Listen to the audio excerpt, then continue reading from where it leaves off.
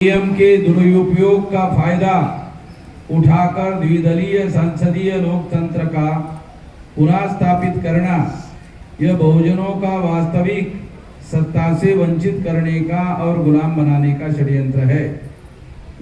तीसरा विषय है चलो गांव की ओर अभियान का 100% अमल करना राष्ट्रव्यापी आंदोलन निर्माण करने के लिए अनिवार्य पूर्व शर्त है। चौथा है समर्पित कार्यकर्ता किसी व्यक्ति विशेष का समर्थक एवं अनुपालक नहीं होता है, बल्कि संगठन के उद्देश्य, विचारधारा एवं अनुशासन का निर्वाहक होता है। पांचवा विषय है बूथ लेवल तथा सहयोगी संगठनों का नेटवर्क तैयार करना, यह राष्ट्रव्यापी आंदोलन की पूर्व शर्त है। तमाम विषय आज आप लोगों के सामने चर्चा के लिए रखे गए हैं। पहला विषय ओबीसी की जाति आधारित जनगणना की घोषणा करना, मगर सभी समूहों की जाति आधारित जनगणना ना करना। इसका क्या मतलब है? इसका मतलब है अगर ओबीसी की जाति आधारित गिनती की जाती है और सभी जातियों की जाति आधारित गिनती नहीं की जाती है, तो कंपैरिजन कैसे किया जाएगा? अगर ओबीसी के साथ कितना अन्याय हो रहा है और कितना न्याय हो रहा है, इसका कंपेयर करने के लिए सभी जातियों की गिनती होगी तो कंपेयर करना, तुलना करना संभव होगा और तुलना करने के आंकड़े उपलब्ध होंगे तो पता चलेगा हमारे साथ कितना न्याय हुआ। मगर केवल ओबीसी की जाति आधारित गिनती करना और बाकी लोगों की गिनती करने के लिए मना कर देना, ये बात हम लोगों को समझने की जरूरत है। ऐसा कर रहे हैं, एक तो कर ही नहीं रहे हैं, और जब कर रहे हैं तो करने में भी धोखाधड़ी करने का तरीका अपना रहे हैं।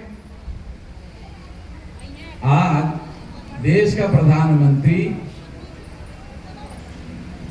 एक ओबीसी का आदमी है। देश का प्रधानमंत्री एक ओबीसी का आदमी है और ओबीसी का आदमी देश का प्रधानमंत्री है, मगर ओबीसी की गिनती नहीं हो रही। नरेंद्र मोदी ओबीसी का आदमी, गुजरात का है, ओबीसी का आदमी है, और ओबीसी का होने के बावजूद भी ओबीसी की गिनती करने का काम नहीं कर रहा है। इसका मतलब क्या है? इसका मतलब यह है कि ये जो नरेंद्र मोदी नाम का ओबीसी है, ये ब्राह्मणों का रखा हुआ प्रधानमंत्री है। रखा हुआ प्रधानमंत्री समझ में आता है? नहीं आता।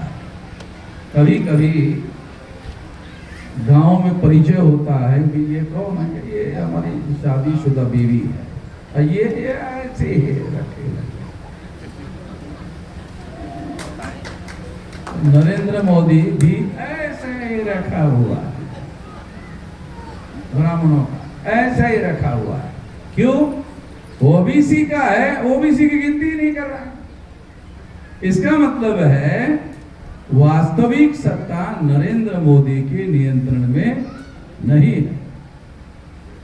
चेहरा नरेंद्र मोदी का इस्तेमाल किया जा रहा है दिखाने के लिए, ताकि ओबीसी को दिखाया जाए तुम्हारा आदमी प्रधानमंत्री बनाया,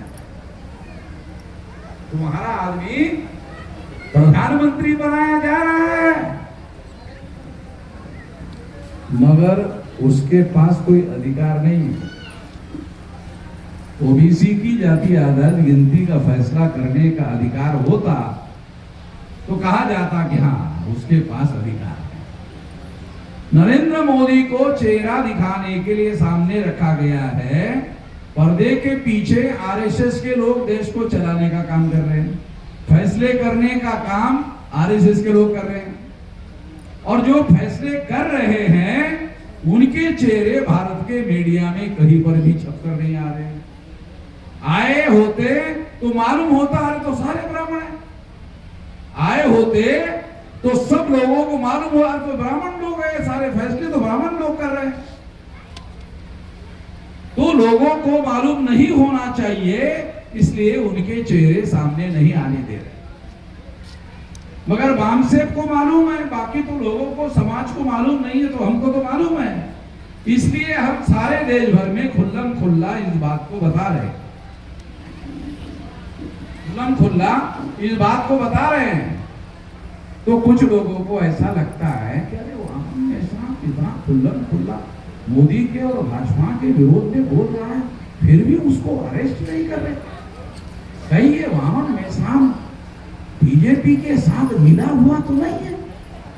ऐसे कुछ गधे लोग हमारे एससी एसटी ओबीसी के अंदर कुछ गधे लोग ऐसा है कि वो ऐसा ताल भिड़ाने की कोशिश कर रहे हैं। और अगर उनको ऐसा ही सोचना है तो ये तो बददिमागी की हद हो गई। तो ये ध्यान रखना जरूरी है कि हम लोग केवल कह नहीं रहे हैं, इन लोगों की सत्ता उल्टी करने के लिए, पलटी करने के लिए आज 36 में से 32 राज्यों में 625 जिलों में संगठन खड़ा किया। अगर उनका ही काम करना होता तो रात दिन इतना विशाल संगठन खड़ा करने की क्या जरूरत थी? इतना विशाल संगठन अगर हमने खड़ा किया तो ये इन लोगों की सत्ता उल्टी पुल्टी करने के लिए बनाया, ताकि हमारे लोग देश की सत्ता वो नियंत्रित करने का काम करे, उसको अल्टरनेटिव देने का काम करे। इसके लिए इतने लंबे समय से ये काम किया जा रहा है। मेरी उम्र 19 साल की थी, अभी 68 चल रही। 19 साल की उम्र से कर रहा हूं और अभी 68 चल रही है। 48 से ज्यादा लगभग 50 साल हो गए, 5 दशक से ये काम कर रहा हूं।